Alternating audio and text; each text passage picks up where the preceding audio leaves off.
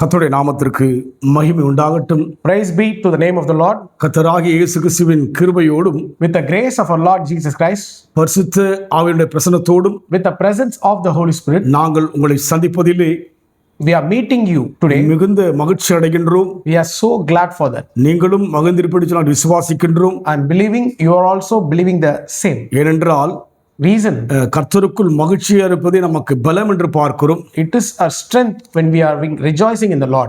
கர்த்தரிடத்திலே மனமகிழ்ச்சியாய் இரு, அப்போது உன் இருதயத்தின் வேண்டுதலை அருள் செய்வார் என்று பார்க்கிறோம். Rejoice in the Lord always, so that he shall give the desires of your heart. தேவன் என்றால், இயேசுவென்றால் நாம் யாவருக்கும் மகிழ்ச்சி உண்டாக்கும்படியாக இருக்க வேண்டும். When you think about God, Jesus, it will create a happiness in our life.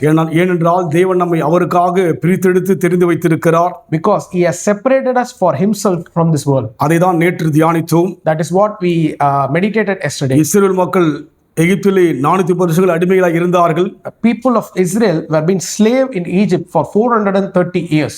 அவர்கள் தேவனை உண்மையாய் வழிபட முடியாதபடிக்கு தத்தளித்தார்கள். They were in a confused place to worship God. தவித்தார்கள். Even you can say like that, they suffered there. ஏனென்று சொன்னால் யாக்கோபுக்கு பின்னால் வந்த சந்ததி, They have been the descendants from Jacob. தேவனை அறிந்தவர்கள், They known God. படிப்படியே சந்ததிகள் மாற மாற After descendants came and go, தேவனை விட்டு தூரம் போகின்ற ஜனங்களாய் இஸ்ரவேல் மக்கள் இருந்தார்கள். they were the people who came very far off from God. அதை தேவன் விரும்பவில்லை. God doesn't like that. அதற்காக இரட்சகனாக மோசேயை தேவன் தெரிந்தெடுத்தார். For that, God has raised a savior named Moses. மோசேயை கொண்டு அவளை வெளியே கொண்டு வருகிறார். Through Moses, God brought them out of that slavery. எகிப்திலும் அந்நிய பாஷையான அந்த தேசத்தை விட்டு வெளியே வருகிறார்கள். They came from Egypt and the strange language. வந்த பிற்பாடு After came out, தேவனுக்கும் அவளுக்குள்ள உறவு என்பதை அவர் வெளிப்படுத்தினார். God revealed the relationship between the people of Israel and with him. என்ன உறவு என்பதை காண்பித்தார். What is the relationship he revealed? அதை தியானிக்கும்படியாக To meditate on it, சங்கீத புத்தகம் 114 சங்கீதம் 2 வசனம், Psalms 114 verse 2. யூதா அவருக்கு பரிசுத்த ஸ்தானமும் இஸ்ரவேல் அவருக்கு ராஜ்யமாய் மாறிற்று. Judah became his holy place and Israel his kingdom. வேத வாக்கியமெல்லாம் தேவ ஆவினால் அருளப்பட்டபடியினாலே, All the word of God has been inscribed by the Spirit of God. நாம் ஆவியான துணையோடு கூட வேதத்தை வாசிக்கின்ற போது, With the help of the Holy Spirit, we should meditate on God's word. வேதத்தில் இருக்கிற எல்லா வார்த்தைகளும் நம்மால் விளங்கிக் கொள்ள முடியும். We can able to understand the word of God. அதனால் நாம் ஆவியான துணையோடு கூட வாசிக்க நாம் வாஞ்சிக்க வேண்டும். With the help of the Holy Spirit, we meditate and we should seek God's presence. இஸ்ரவேல் மக்களுக்குள் யூதா யார் என்று தேவன் சொல்கிறார்.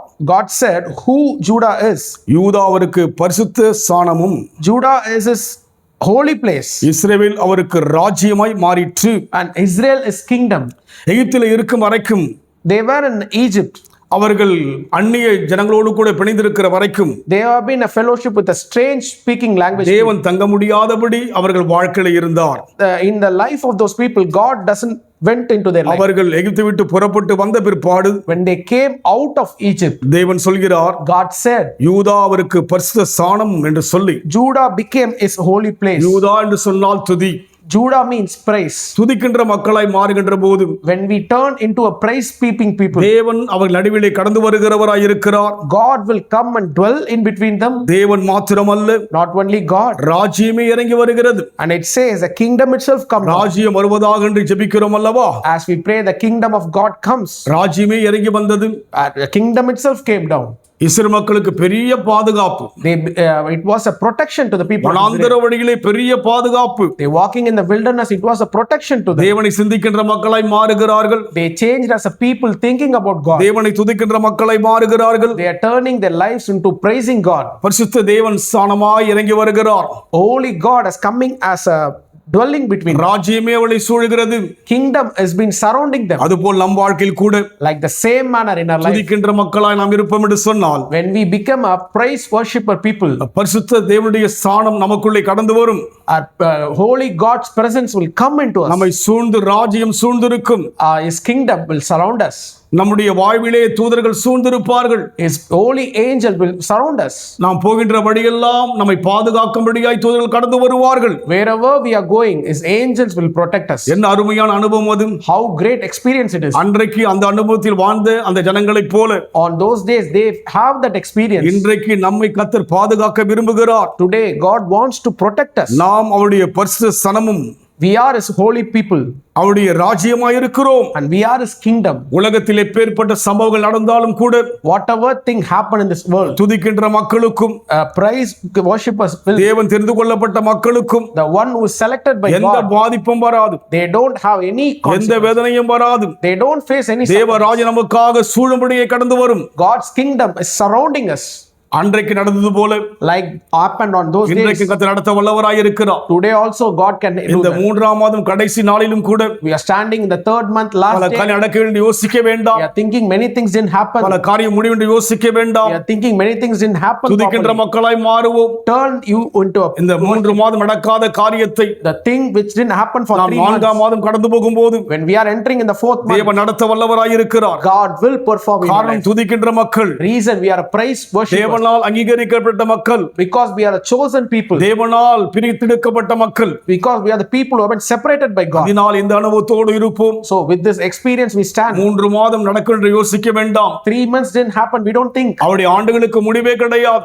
His days will never end. அவர் அற்புதம் செய்ய He can do a perform a miracle. சித்தமுள்ளவராய் இருக்கிறார். He is will on you. பிரியமுள்ளவராய் இருக்கிறார். He is happy on you. தேவன் நோக்கி பார்ப்போமா? Look unto God. தேவன் நல்லவர். God is good. அவர் கிருபை என்றும் உள்ளது. His mercy endureth. அவருடைய வார்த்தைகள் மாறவே மாறாது. His word will never change. எல்லாம் மாறும். Everything will நாம் change. துதிக்கிற மனுஷனாய் இருந்தால் We worshippers are. தேவன் இறங்கி வருகிறவராக, God will come down. தேவன் அற்புதம் செய்ய வல்லவராய் இருக்கிறார். God will do a miracle for Israel us. மக்கள் அப்படியேதான் வாழ்ந்தார்கள். Israel people lived a life like that. 40 வருஷம் அந்தாதமான வழியிலே 40 years in wilderness.